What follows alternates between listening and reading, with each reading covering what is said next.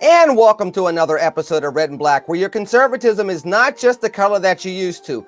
I'm Lenny McAllister, also known as the man that reformed corn pop, which of course then allowed Joe Biden to be the man that he is today. Now, the question you have to ask, if I'm the dude that reformed corn pop, who reformed me? Well, the answer to that question is these three characters. Welcome aboard to Red and Black. First, the first character to my left, who I got something for you, sister. Now, I heard that you went to and found your bars, but apparently there was a price to pay for that. You may think you know what that price is, and you can tell us now, but I truly know what the price was. Here are dates. I went to find a speakeasy bar last week because it was a friend's birthday and everything's been closed. Today, restaurants are officially allowed to open outdoors here in California. Again, we've been under a weird stay-at-home order. And if you've been reading what's over at Red State, we've been covering all of the craziness. But last week, I went to find a speakeasy bar. My local watering hole has been open this whole time. They've never closed. It's totally like going back in time. Like, you got to walk in through the back. Like, all the windows are covered. You're not allowed to have your cell phone out when you're in there. But it was like this time in 2019. The bar was packed. There was a band. It was like a really fun and regular, normal atmosphere, and took my friend out. We had a great time, and then the next day her husband made her take a COVID test. One question before I do not have COVID. Nobody has COVID that I know. One question before I go on to the other two folks, which is, was your friend's name Kira? No. No, and I did not go to the bar by myself and order double the drinks under the pretense that I had another friend probably coming at some point. No, Lenny, I resent the accusation. You've had some strange behavior this week, and we'll get to that in just a second. I live in California. I'm a weirdo. What do you expect? It's all fun and games until Elliot Ness shows up. Let's go from the weird one to the smart one.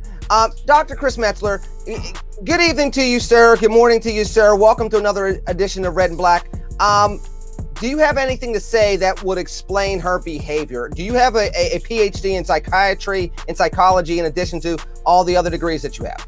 No, well, her behavior is completely normal. I mean, see, Lenny? Given the circumstances, given the drama, given the stress, completely normal. See, that's the thing that you don't understand. Of all of us, Kara is the one who's completely normal. We're the wackos. This is why Chris is the best male member of Red and Black.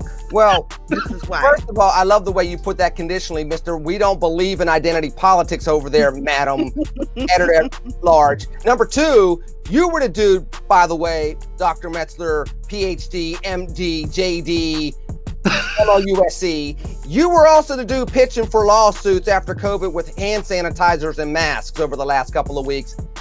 And I'm not going to tell anybody, but I was actually... No. But I digress. What? You had something to say? Go quick. Yeah, it's torts keep the American free economy going. Where would we be without torts? It's free enterprise, folks. That's what we do. And we joke before we go to Jeff, but let's just be honest. Do we have more lawyers per American citizen or more doctors per American citizen? Lawyers. Yeah, I know. You remember what Shakespeare said? First kill all the lawyers, which is why I'm not only a lawyer.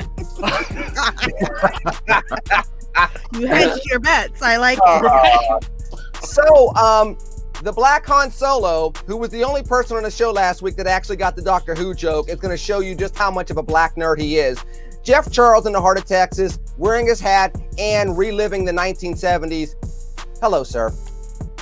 Hello. Never tell me the odds. That's no moon. That's a space station. And as far as being smart and weird, I think I combined the best of both because I'm here in Austin with the city whose motto is keep Austin weird. So and I'm brilliant. So Yeah, there you I've go. got the best of both worlds. And Agreed. yet you ruined all that by literally quoting Han Solo from not one movie, but 2 Star Wars movies. That's not a bad thing, Lenny. That's a You good keep messing thing. with me, I will change my Twitter handle to Black Han Solo. He's done it before. No, hold on. Yeah, I was going to say, thank you, Kara. You'll change it back to Black Han Solo. So away you go, and away you go, because I have issues to ask you about, ma'am, and I'm really, really curious as to whether or not what I'm about to show the world had something to do with your little excursion to the bar. Mrs. Davis, explain this to me. That face right there. Explain that to me. I'm not going to say anything else. I'm going to go away, and I want you to explain what was going through your mind when that face right there was being made. This face, my kids are really familiar with.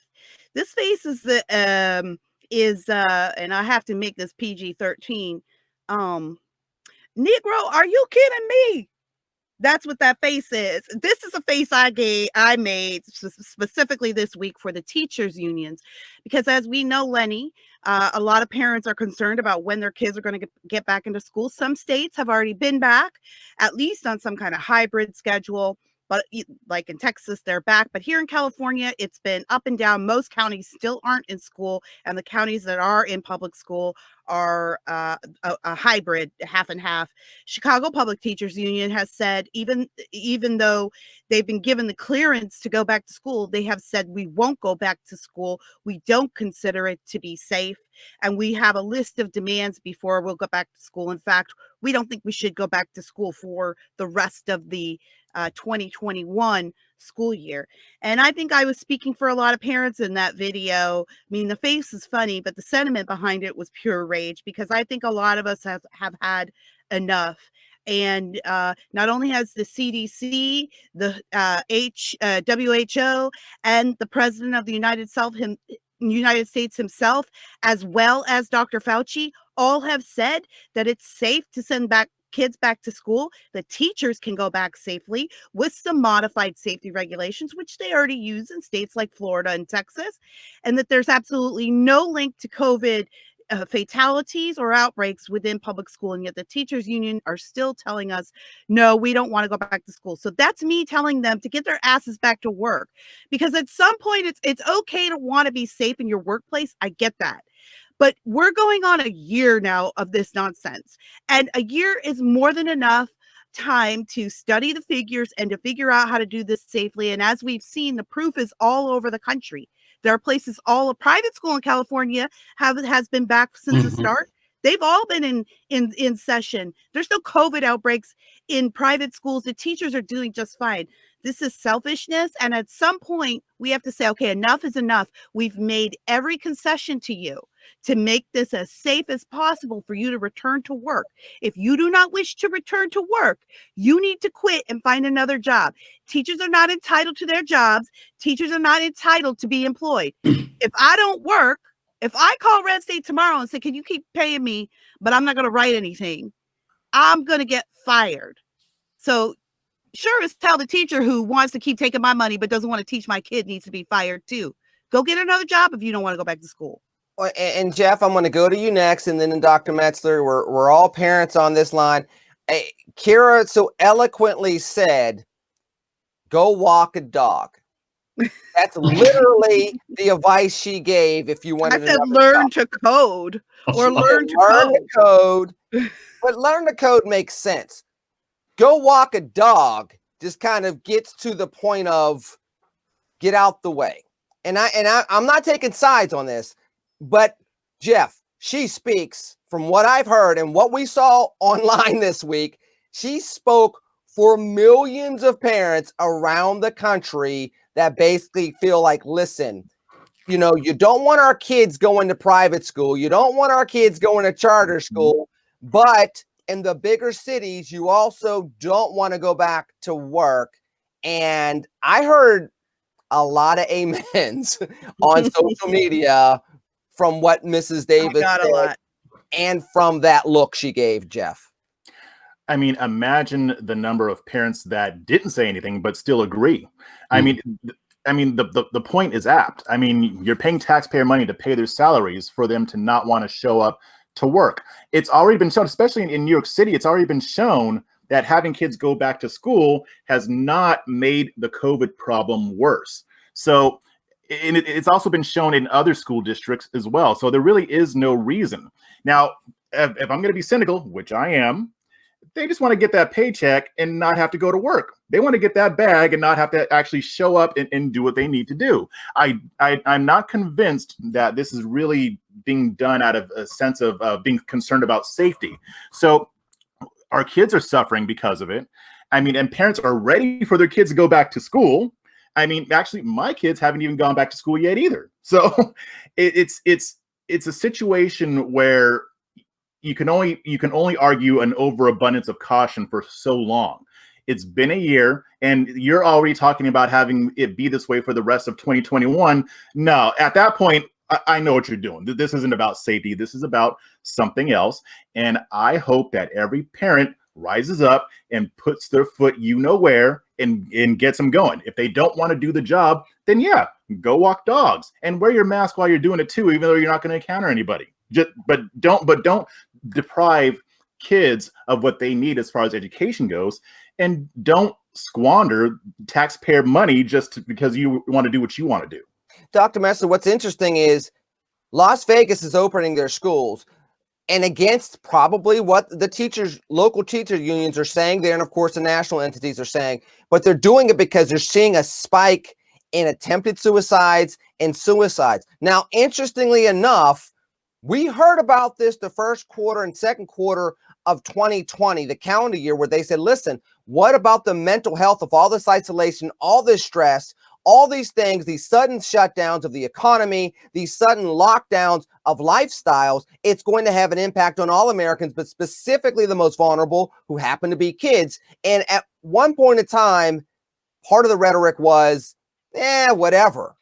Now we're seeing a major school district in a top 30 city open up for the very same things we heard were cockamamie just a year ago. Well, so a couple of things there.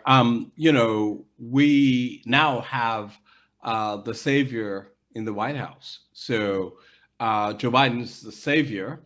And as a result of that, apparently all's going to be okay. Bull stuff. That's number one. Number two, as it relates to the unemployment thing, and we're going to talk about his executive orders later.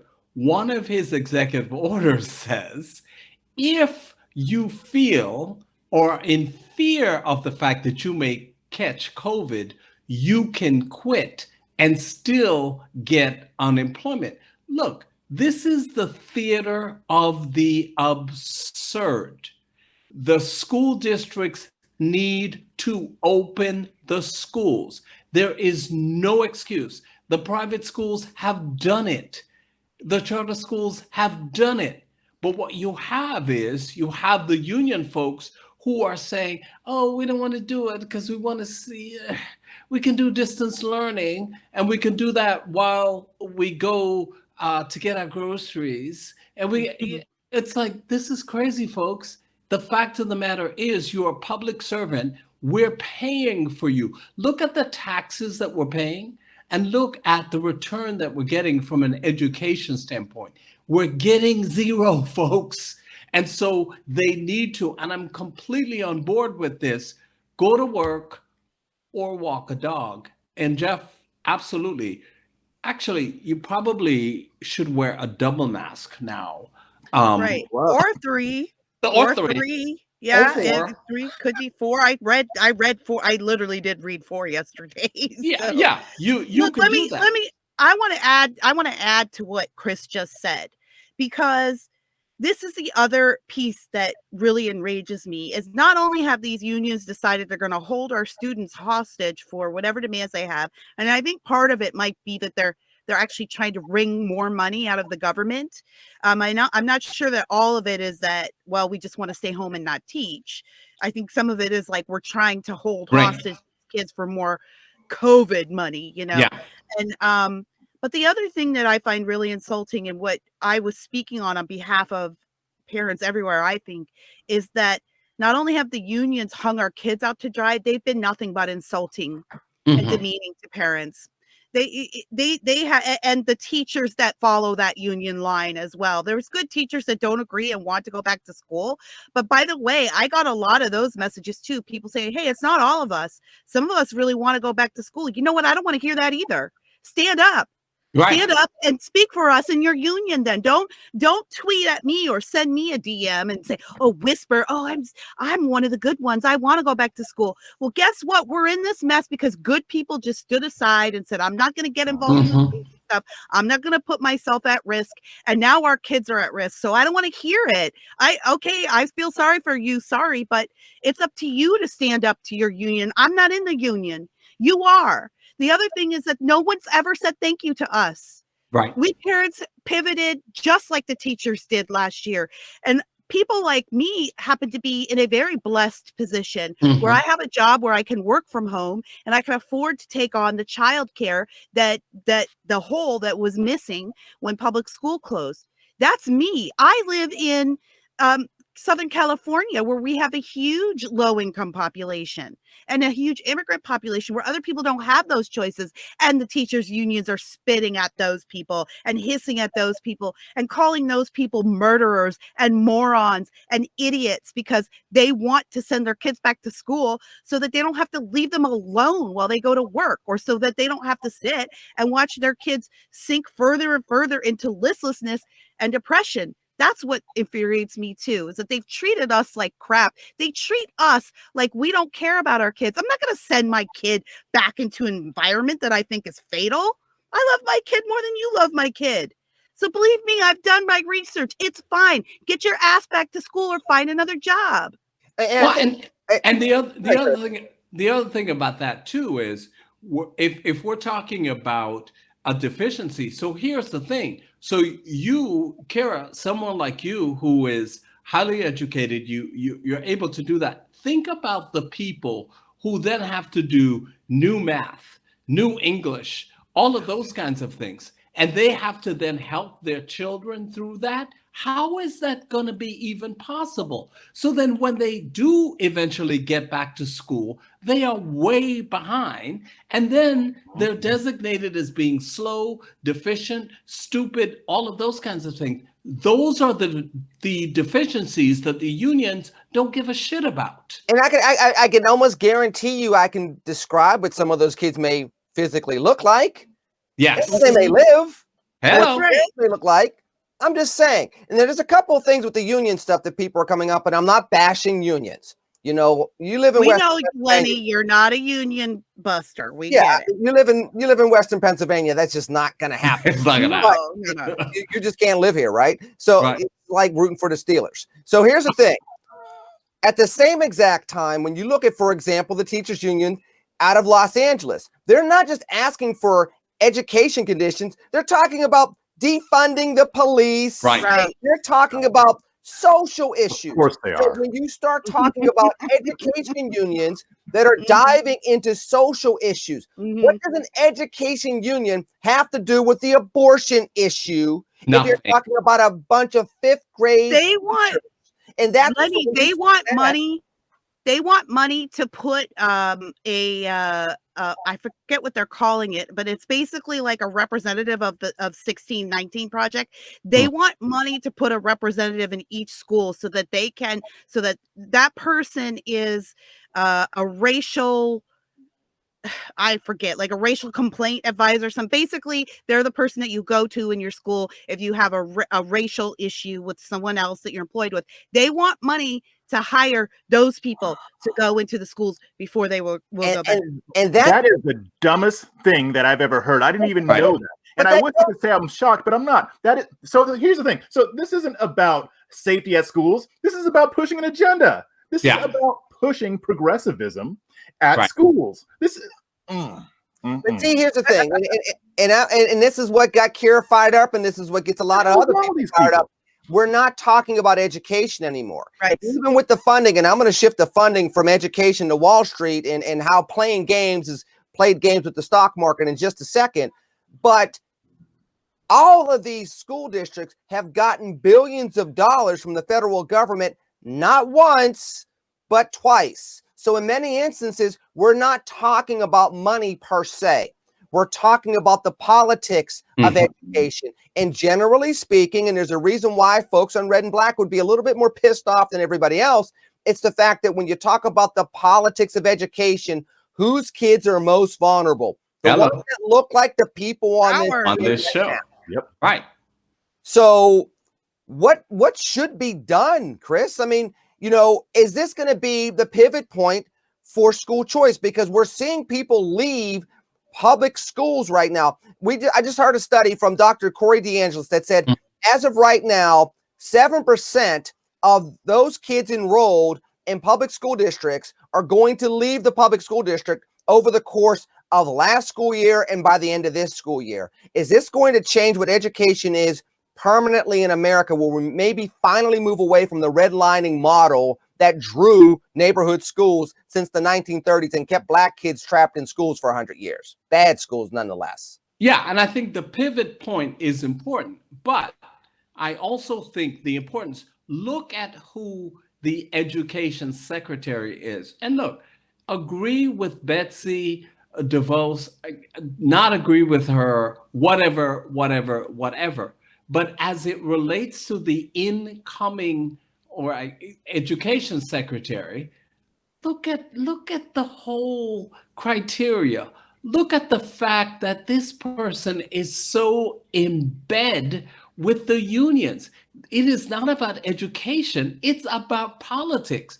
To me, what is necessary is to divorce the two. They have accused Betsy of being incompetent. They've accused her of infusing politics. I'm sorry, Democrats, progressives, you have infused politics in everything. So that's fine if you're going to say that, but don't accuse us of doing it when in fact we have learned it from you. So stop with the bullshit. That's the thing that really infuriates me. Hold on, wait. One, you're mad. Lenny is gonna. Two, I know. I'm gonna get. I know Kira went to the bar last week, but is there anything that's like burgundy colored in front of you in a container right now, sir? No, there's only this. It's vodka. Vodka. Exactly. Speaking of people throwing politics into things that shouldn't have politics in it, you're not supposed to have politics in the free market. And yet, now we're seeing a whole bunch of that come into play with this whole fiasco with GameStop. Now, What a week. Oh my God, yeah. The memes are great. The memes are have been fantastic. I love this them. week. Yeah. I love them. Did we lose Lenny? Lenny. I think we lost Lenny. no, you didn't lose me. I'm right here. I got to brag on my kid. Who do you think the model is, Kira? I can't talk about it all the time. Anywho, Jeff, first, compliment my son modeling at Wall Street. Number two, tell me about why Robin Hood is so bad and how the free markets are once again not as free as we thought they were. Yeah. Well, yeah, I'm sure your son modeled that much better than you would have, Lenny. I'm sure he takes after his mother, but I'll just leave that there. Now, here's the thing. I'm not an expert on investing. As a man that's married, that really stung, by the way. I digress. Continue. But I'm not an expert on this stuff. I don't know that much about it, but what I do know from what I've gleaned off of what I've read, it's funny when it's hedge fund managers, when it's the billionaires who are taking advantage of the process, it's all good. And this is something I knew even before all this happened. Right. But when your everyday person takes advantage and works the system, now we've got to get some regulation going. Now we've got to figure out how to stop this from happening again, because the last thing that these people want is for others to get up into the elite classes. And I'm not saying that this whole thing was going to get people it was going to make billionaires out of a bunch of people, but still, the fact still remains. And when you have Democrats and Republicans speaking out against this stuff, then you really messed up when you got both parties against you. Yes. Now, I'm not saying that everybody who's speaking out is actually sincere. I mean, I saw what AOC was saying about, oh, well, this is horrible, horrible. Ted Cruz agreed with her, and then she went politics. So obviously, she then used that opportunity to accuse him of trying to have her murdered. So people like Ocasio-Cortez don't care about this stuff, because if she did, she would have said, yeah, you know what, we disagree. I can't stand you, but I can stand with you on this. She didn't. And I'm sure her ilk has the same attitude, because the reality is that people like her want more government control over the free market. So yeah, they'll play the game and say, oh, well, we're against government involvement in this aspect because it doesn't push our agenda. But in reality, they're okay with this as long as it works the way they want it to. So, Kara, let me ask you this question real quick. And I'm going to do a 2-for-1, because I'm going to dad joke this and you're going to love it. Do you have a problem with people controlling the system and gaming Wall Street? Get it? Get it? Get it? Get it? I want my game, Kara. Go. Okay.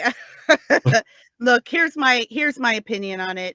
I think that what is attractive about what happened this week is that it feels like a bit of a David versus of Goliath. Mm-hmm. From what I've been reading on and been able to take away from the situation, I'm not sure that there are really any good guys here.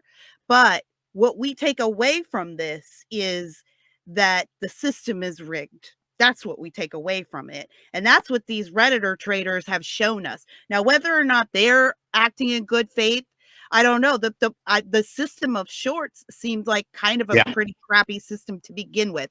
But you know what? They were just saying, well, hey, these are the rules as you've applied them. Now we're getting in on the rules and y'all don't want us to be in on the rules because now we're making money.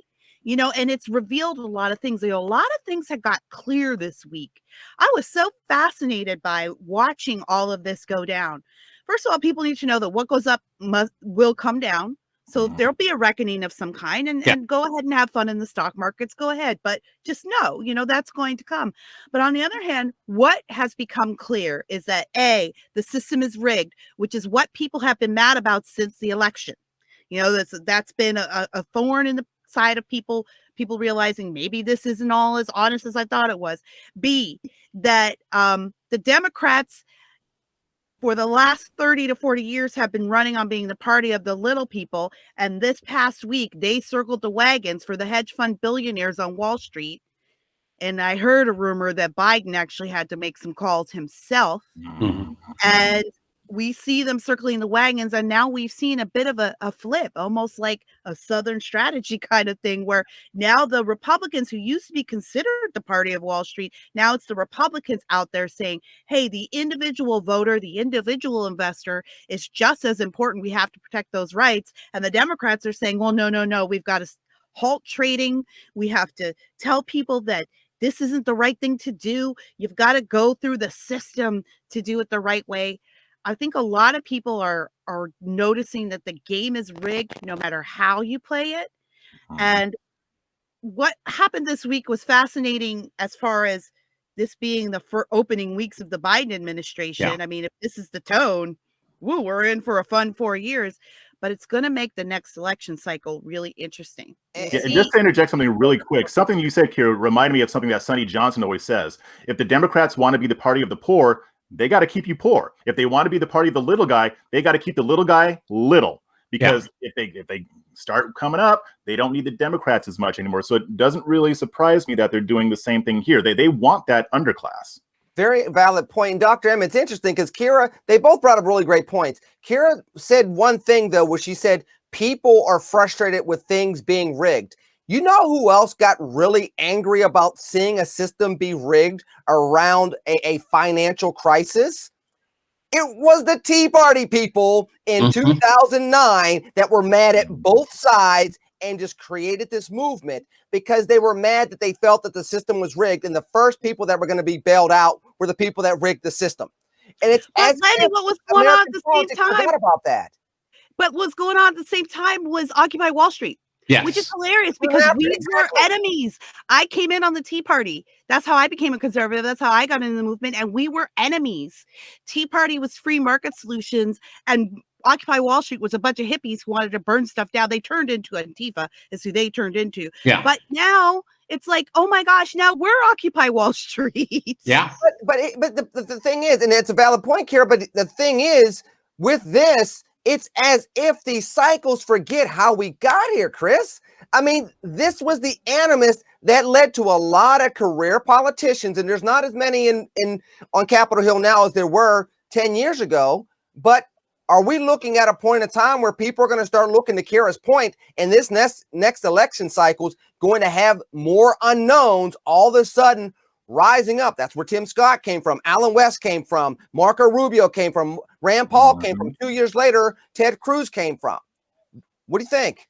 Yeah, and I think I agree with that. But then let's also think about the name, because nobody has really spent a whole lot of time on that. The concept of Robin Hood, people have just kind of glossed over that, because this is exactly what you have going on: robbing from the rich and giving to the poor. And so from the perspective of this whole thing, number one, the system is rigged, which is exactly what was exposed. Look, this whole stock market thing, these rules have always been rigged to the elite. That is what this has exposed. And I think people are just kind of glossing over that component of it. Yeah, we want you to play by the rules, but by the way, the rules benefit us. They were never meant for you. You have now figured those out, and you're turning it on its head. And believe me, now that you have Janet Yellen in as the Treasury Secretary, this will go away. Janet, who, by the way, has said she's not going to recuse herself from a number of issues relative to how much money she gained in speaking fees when she was in the private sector before becoming the Treasury Secretary. So let's be real about this, folks. What we are exposing here, and what they have done a masterful job of exposing, is how the market is rigged. The market was never designed for them. It certainly was never designed for any of us who are here. And so what they've been able to do is essentially say, here are the flaws. And I agree with Kara. I mean, I don't know that there are necessarily any good guys here. But for me, what it shows is an exposure of the inherent bias that is built into the market. It is designed for the rich, and that's how it is. But and what's problematic, though, let's swing it back to politics for just a second, Jeff.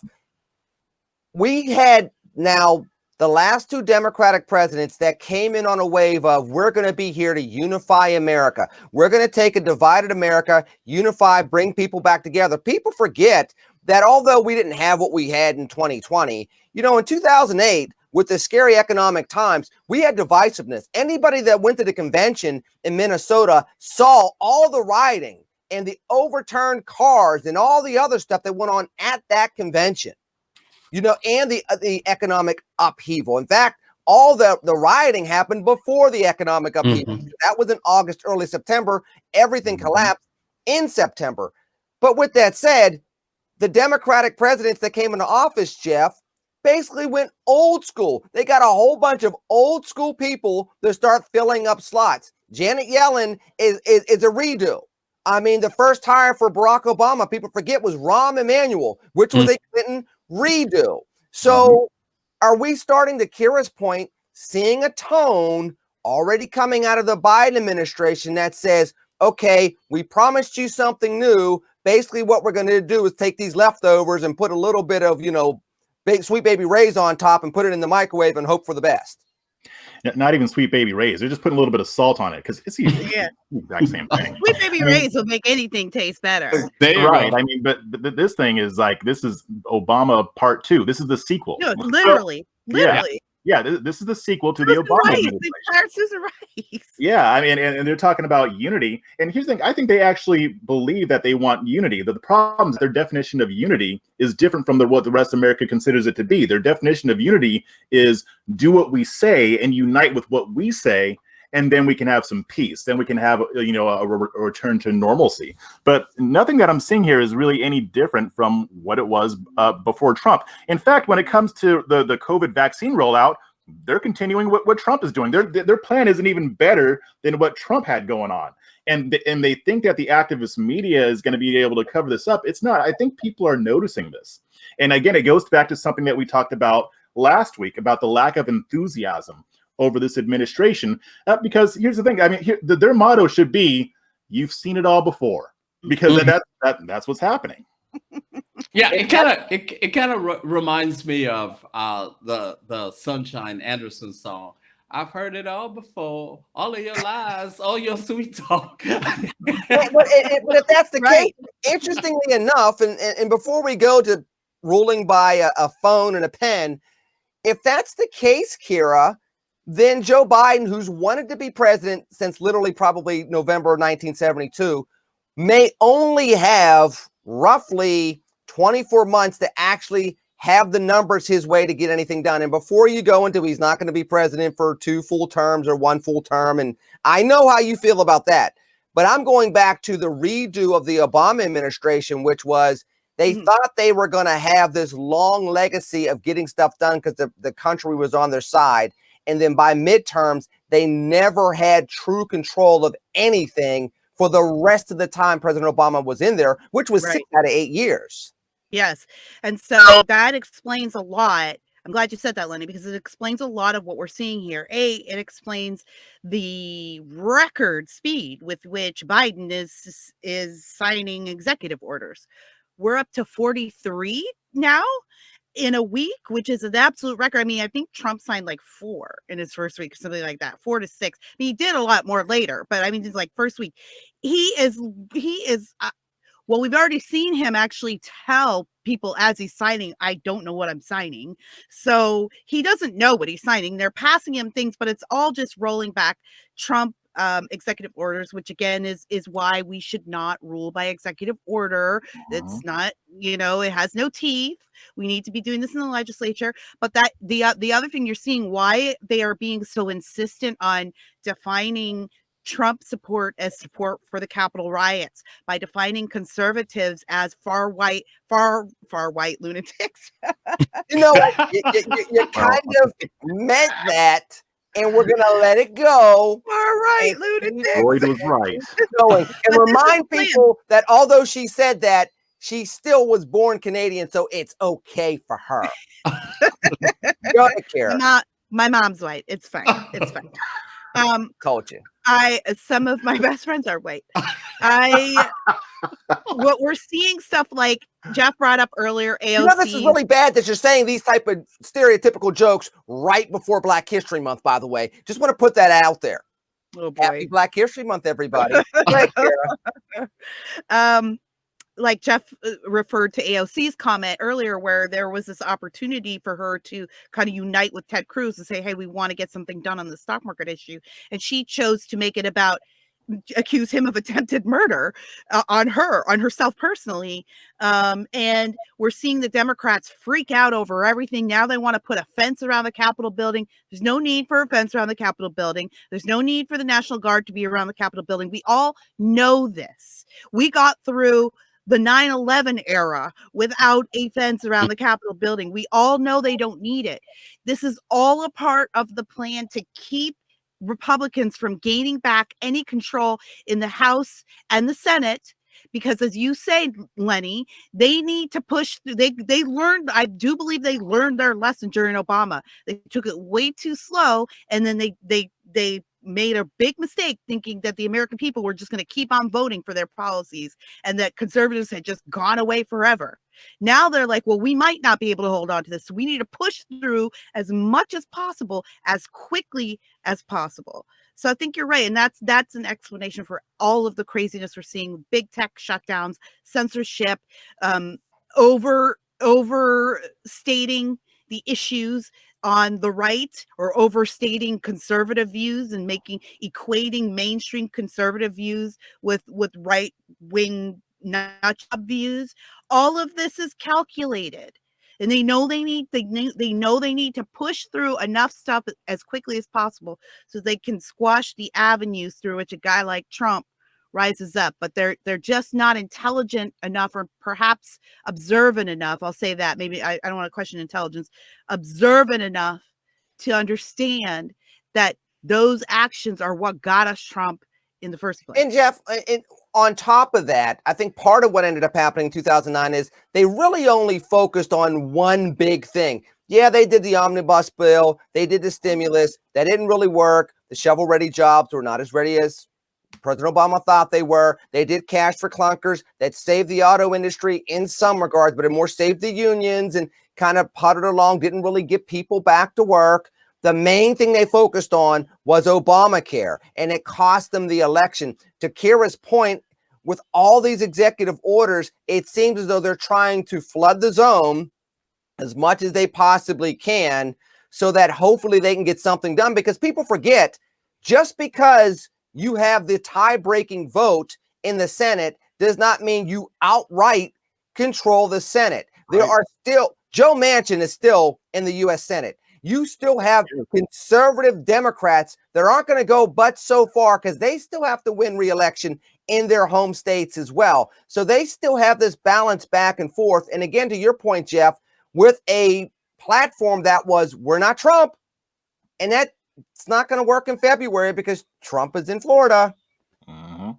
Trump is chilling. I mean, and you're right. They've got Joe Manchin. They've got people like Kirsten Sinema. And I do think that what Kira said is correct. They did learn a lesson from the Obama administration, and they are going to try to ram through as much radical stuff as they can. I think that this immigration thing that Joe Biden wants to push is going to be their Obamacare. I think that that's what they're really going to push for, as a pathway to citizenship for over 11 million illegal immigrants. I'm sure there's going to be other stuff in there too. I don't think it'll all be successful, but while they have learned that lesson, they have learned, hey, we got to get as much done as we possibly can because we don't know if we'll have power in 2 years. They forgot a lesson, and Kira kind of alluded to that. The lesson they didn't learn is to not be stupid, and they're being really stupid. They're pushing for impeachment. And at this point, it's pretty much clear that impeachment is going to go down the drain. Are they stopping? Are they pumping the brakes? No, they're still going. They're flooring the gas pedal. And they even want an alternative in the form of censorship. Okay, so if impeachment doesn't work, then we're going to drag the country through a whole hearing to see if we should censure President Trump and then pretend like that's a significant thing. So they're doing that. AOC is saying stupid crap. And the thing is, what AOC said, I mean, she has really no substance, but when it comes to persuasion, she is top notch. Yeah. She knows that this plays for her. Marketer. The problem, the strategic error here is that she doesn't realize that this doesn't play for anybody else. Nobody except for the far left progressive wing of the Democratic Party actually believes that Senator Ted Cruz tried to have her killed. Nobody believes that. Right. She doesn't believe it. Even people on her side don't believe it. Senator, come on. Exactly. Nobody did that to Bernie Sanders when John Hodgkinson tried to kill a bunch of GOP lawmakers. Nobody did that because Republicans in this one area, they were smart. They know that nobody's going to buy that. So, yeah, they've learned that they have to get through as much as possible, but they are all but ensuring that they're going to get, in Obama's words, they're going to get shellacked in 2022, and they're making it happen. So, yeah, they're smart in that area, but they're doing a lot of stupid right now. And I don't think they're going to stop because they haven't learned that lesson yet. And I'm all for it. Chris, they're not going to necessarily get shellacked because President Biden is pushing for Harriet Tubman to be on the $20 bill. So that's going to make sure that the African-American vote is in pocket. So people like Corn Pop are straight and going. And my reform work is still front and center. Let's talk about that a little bit, because we're going into Black History Month, and it's interesting because there's a lot of Black people across the country that have receipts from 2020 and say, look, Uncle Joe, we flipped Florida, not just for you, but for 2 Senate seats. And Georgia, I said Georgia, sorry. And putting a picture on a piece of paper ain't enough for me. And I think that there's going to be some grumbling if we get through the next 28 days of February, and there's a lot of symbolism, and that's it, because 2020 is not 2009, and Joe Biden, he ain't black. No, and apparently neither is any of us, according to Biden. But I digress. As to the Harriet Tubman on the bill, I simply say this. Joe, I don't know nothing about no $20 bill. That's really arrogant for somebody that has a whole bunch of letters behind their names. I mean, some of us still spend $20 bills, by the way, and it's a lot to carry around in our wallet, Mr. Fancy Pants Pinot, or whatever you call that fancy drink that you drink. No, but I don't know nothing about birthing no $20 bill. I don't know nothing about birthing no $20 babies. Exactly. And so here's the thing for me. Seriously, like, you're going to put Harriet on the front of the $20 bill? Is the $20 bill not going to be worth $100 for Black people? That is stupid. It's idiotic. It's patronizing. It's like the kente cloth that they wore. I mean, and the kneeling. Are you kidding me? Black people are not that dumb. And so from the perspective, it's like, okay, what did you do? You put Harriet, first of all, a lot of these young Black people, Harriet, who that is? I mean, so there is that. Yeah, and she might be, I read an article from probably Tumblr or something recently where like there were some SJWs who were like, well, now we got a problem with Harriet Tubman because interestingly enough, you brought that up, and Kara, I'm going to go to you first on this, because this was in Time magazine. Putting Harriet Tubman on the $20 bill is not a sign of progress. It's a sign of disrespect. Mm-hmm. Now hang tight, because I want you to read part of what was said by the author, because when you start reading this, you'll once again see, even with something that the Democrats are trying to show as a sign of pride and heritage, ends up taking this bent. For example, the author says, I believe her name is Brittany Cooper. I know in a country that worships at the altar of capitalism, an economic system made possible by the free Black labor procured through the transatlantic slave trade, a Black woman's face on our currency seems like the highest honor we could bestow. But what a stunning failure of imagination, putting Tubman on legal tender when slaves in the United States were treated as fungible commodities in a supreme form of disrespect. I'm trying to go really fast. I apologize. The imagery of her face changing hands as people exchange cash for goods and services evokes for me disconforming scenes of enslaved persons being handed over as payment for white debt or for anything white slaveholders wanted. So we went from, and if you think that's bad, it goes a little bit further, because it then goes into some of the other type of redistribution of wealth type of philosophies that you're hearing nowadays. Right. I'll read a little bit more. If Tubman is going to be linked to conversations on capital, that conversation must be about a redistribution and funneling of resources and money into Black communities. Now, investment is one thing. Redistribution, we all know where this starts going.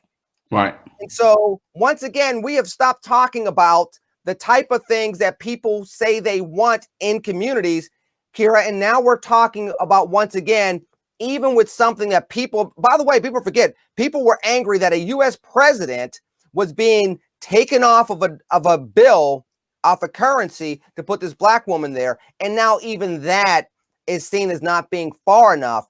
And Kira, if the Biden administration thinks they're going to do that, and a couple of executive orders that say, we know that racism's bad, we're going to look into it, March is not going to be pretty for them. No. And the Harriet Tubman thing is, that article was interesting. I'm kind of up and down on it, because I think I agree with the conclusion that this is nothing. Like, I'm sorry, this is not good enough for Black people who have supported your agenda for years and years and years. How long has it been since Obama said we were getting Harriet Tubman on a $20 bill? 15 years, 12 years, a long time, a long time. So we knew at the time that he was just saying that was because you can't really change a person's face on the bill. It takes a lot of work. And I think the other thing that happened was that conservatives kind of got on board with it because Harriet Tubman is a great conservative icon. She loved her guns. She loved the Lord. And she fought for her country. And Andrew Jackson is a Democrat politician with a history of racism. And I think that they didn't expect the script to get flipped like that. But the other thing is that, I agree. Yeah, I agree with that part. But then it's just this, it's just such a stretch. It's like, no wonder these kids are so confused. All of the twists and turns that she had to take to make that work in her mind for why paying for something with money that has a woman's face on it is a sign of disrespect because of the link between capitalism and slavery and social justice and redistribution and Black Lives Matter. That's a lot of twists and turns for your brain to take. And you've been educated in the public school system. So you don't necessarily have all those neurons firing the same way that your predecessors, your grandparents might have had. No wonder these kids never make any sense when they talk to us. They don't make sense because the things they're saying don't make sense. Jeff, we don't need your stupid $20 bill, Joe Biden. Jeff, what's the perfect though? Before we get out of here, what's the perfect? Because that's part of what we're facing too, right? It's like, okay, what's the perfect way of honoring African Americans without either bankrupting America or literally creating a civil war? Because it seems as though there is a segment of our population that believes you can just redistribute the wealth and people aren't going to fight back. If you thought that January 6th was problematic, go take a whole bunch of corporations and tell those people with a whole lot more resources that you're just going to take their money and take all the stuff they work for just for the sake of fairness and see what they do. So what's the perfect? Because everybody keeps to be searching for it and we obviously keep missing. I have a really crazy idea, and just bear with me here because this is going to be insane. This is going to be crazy. Instead of putting all this energy into pretending you're going to put Harriet Tubman on a $20 bill, which, by the way, I don't oppose, but instead of doing that, why not help to create an environment that makes it easier for Black people to put more $20 bills in their wallets? I mean, what? There you go. What? Yeah, what? I know it's crazy. It's crazy. Oh my gosh, no. It's like, you're going to get us kicked off the internet. I know. Putting Harriet Tubman on a $20 bill, which again, I don't oppose, is going to do as much for Black people as painting a Black Lives Matter mural is going to do for police brutality. It's ridiculous. Fun. And here's the thing, and Black people know what Biden's doing. I mean, I don't care what side you're on, Black Democrats, Black Republicans, whatever. They know what Biden is doing. They know that but this some doesn't of them think it's enough, Jeff. That's the problem. Some of them think that what he's doing in this regard is enough. I don't think that most Black people believe that. I mean, some might. Biden does, and maybe the Black people in his administration do. But I think most Black people see this is pandering. This isn't going to do anything for us. You spent your first week talking about what you're going to be doing for illegal immigrants. You talked about Asian Americans, specifically Native Americans. Where are we? We're the ones who got you elected. So they see, I think they see what Biden is doing. I'm sure that there are some who are still holding out. I always get criticized. Oh, you shouldn't be criticizing him this early. You should wait, which I'm not going to do. But they're still waiting. But at a certain point, they're going to lose their patience too. So we are coming up on February. Maybe in that month, he might announce something that might actually have substance behind it for the Black community. I'm not going to hold my breath because it's like I said before, they don't want to do anything for Black people, and unless it involves some type of redistribution, like you were mentioning. But that's not going to fly. Black people want to earn their own keep. They want to be entrepreneurs. They want to pay lower taxes. They want fewer regulations that get in their way as far as starting and growing their businesses. And the Democrats, Biden's administration is just not going to do anything towards that. So here's where the Republican Party has an opportunity. They can go to the Black community and say, hey, they're not going to do anything, but here are our policies that will help you put more $20 bills, more $100 bills in your pocket. Let's go. But Chris, before we go, because we got about 3 minutes left, who's going to win the battle? It's going to sound crazy, but I'm going to ask you, Chris, 30 seconds, go around the room, and then we're going to get out of here. Who's going to win the battle of Black History Month, the Biden administration or conservatives showing exactly what Jeff is talking about, which is, okay, you're getting a lot of promises, nothing so far. This is stuff that you've gotten over the last several years from the conservative movement, whether it's at the state level or the federal level. Who wins the battle of Black History Month this year? Here's why the Democrats are going to win it. Because as conservatives, we are not delivering that message. The default position then is he putting Harriet on the $20 bill. And here's the other aspect of this. This is the Black elites, Susan Rice, Valerie Jarrett, all of those folks who are essentially saying, hey, Black people, hi, this is what we're doing for you. And for Susan Rice to be head of racial equality and domestic policy. And just one more quick thing, look at his executive order on race and equity. Here's what it said. We are going to study the reasons that these things exist. Okay. Yeah. What? As if we haven't had history books over the last 300 years. Right. Sarah, We don't have 300 years of history. 30 seconds. Go ahead, Chris, very quickly, because we got to get out of here. And the Black Democrats are saying, well, it's a good start. What, huh? When do we finish? That's the question, Kira. Who wins Black History Month, and when do we start talking about actually getting to the middle and the end versus that's a good start to Chris's point? We'll win Black History Month when we don't have to talk about Black History Month anymore, because Black history is just American history. You can't study the foundation of this nation without Black folks. You can study it without Hispanics. You can study it without Asians. You can't study it without Black people. We literally are a part of the foundation of this nation. We deserve to be a part of American history, not having a stupid month, the shortest month of the year. It's not even Black History Month, y'all, anymore. My kids don't learn about Black History Month in public school anymore. It's Gay History Month. We've had to move over. For February has had to move over. So in some places, we don't even celebrate it as a big deal anymore. So we win when we can make Black history just American history. That's what it is. And as long as we keep insisting on separating ourselves in that respect, we're never going to get the respect that we deserve from people like the Democrats. They think we're some kind of add-on to American history, and we're not. We are American history, as evidenced by Harriet Tubman. Now, Lenny, before you let us go, I have to tell you, because I'm a filmmaker and I made a movie. It was fantastic, by the way. And what I want you to do is, as I'm wrapping up, I'm going to ask Jeff this question. You got 20 seconds. Who wins Black History Month 2021? Is it going to be the Democrats in charge right now, or do you think conservatives are going to actually make some waves? Jeff, go.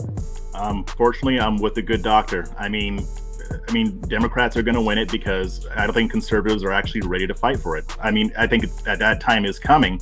But, I mean, if we're being realistic, the Republican Party, the conservatives, they're going to cede Black History Month to the Democrats because that's what they've been doing for decades and decades and decades. So hopefully this will give us an opportunity to say we don't need to give them this. We don't need to cede this territory. We can actually fight for it as long as we're willing to actually approach Black Americans as actual fellow Americans. Kira, literally 10 seconds. Tell us about the movie. We know about the podcast. Just listen to yourself. We always listen to you because you're brilliant. Tell us about the movie. 10 seconds. Minty. The movie is called Minty, which is Harriet Tubman's real name, her nickname actually. You can search it on YouTube, Minty, Harriet Tubman movie, or you can search it on Vimeo. And it is a fictionalized retelling, and it's a reimagining of Harriet Tubman as an action hero, and it's kind of done in like a blaxploitation style. So it's having a little fun with a legend. Thank you, Kira Davis. Dr. M, real quick, 10 seconds. What you up to this week? I am up to being a Black man trying to make it. Look at that. Go ahead. And it capitalizes everything. Jeff, 10 seconds. Quickly, go. YouTube, look me up, Breaking Conservatarian, audio podcast, Breaking Conservatarian on iTunes and Spotify, and hit me up on Twitter at Jeff on the Right. Folks, you know we love you. I'm going to get out of here. Look for us on Red State. For those of us that write throughout the week, look for Dr. Metzler as well. You're going to find us in other places on Red and Black, but for now, catch us right here each and every week. In the meanwhile, we love you. We'll talk to you soon. We're out of here. TCNGB. Take care and God bless. Peace. Peace.